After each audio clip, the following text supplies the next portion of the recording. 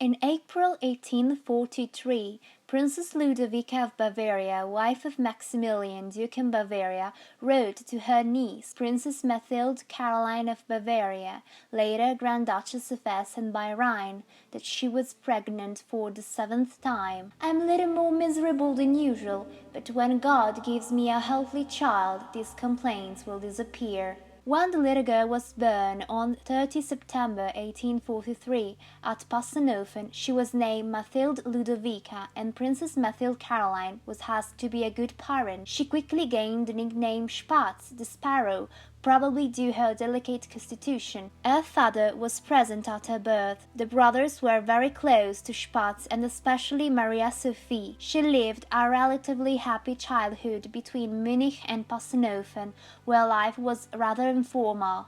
When her eldest sister Elizabeth married their first cousin, Emperor Franz Joseph of Austria, a painting was created with all the siblings, especially for her. It shows Mathilde and her eldest sister Maria Sophie with their favorite pets, a parrot and a dove. When Elizabeth and Franz Joseph's eldest daughter Sophie died in infancy in 1857, Mathilde, Helene and Maria Sophie accompanied their mother to Vienna. Elizabeth was cheered by the company of her family, but took the loss hard. On 8 January 1859, Maria Sophie married the future King Francis II of the Two Sicilies by proxy in Munich. On 22 May 1859, Maria Sophie's husband succeeded as King of the Two Sicilies. Maria Sophie was now queen at the age of 17, but soon the kingdom would fall, leaving them without a throne. In fact, in 1861, the kingdom of Italy was born under the Savoy family.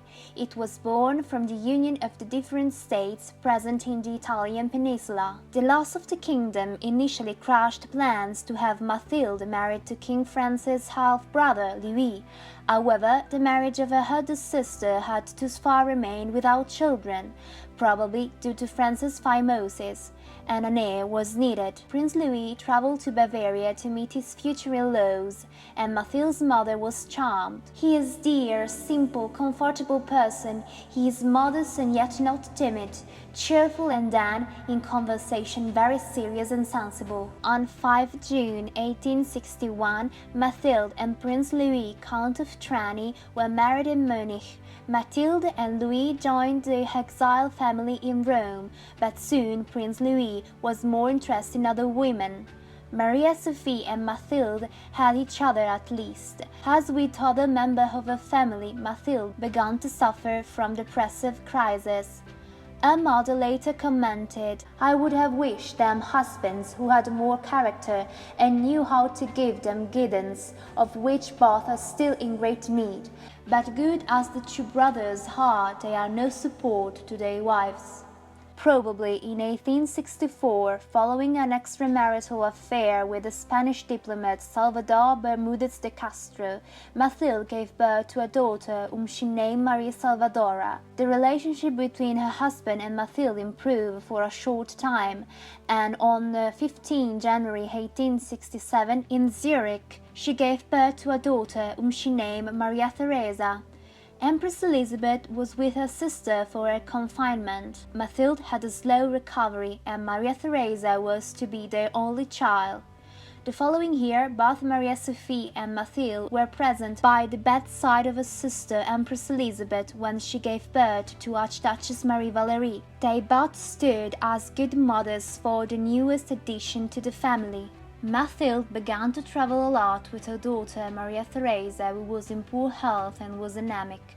Her diet included chewing on a half-raw steak and spitting out the remains. She went to Munich and Paris. Prince Louis became an alcoholic and also had an illegitimate son. In 1886, Prince Louis died, officially due to heart disease, but he most likely committed suicide. The following year, still in mourning for her husband, Mathilde and most of her siblings were together in Hungary to celebrate Empress Elizabeth's 50th birthday. On 27 June 1889, Mathilde's only child, Maria Theresa, married Wilhelm, Prince of Hohenzollern, and they had a daughter and two sons together. Maria Theresa died at the age of 42, most likely of multiple sclerosis. The last years of the Countess' life were very different from the period of the great travels.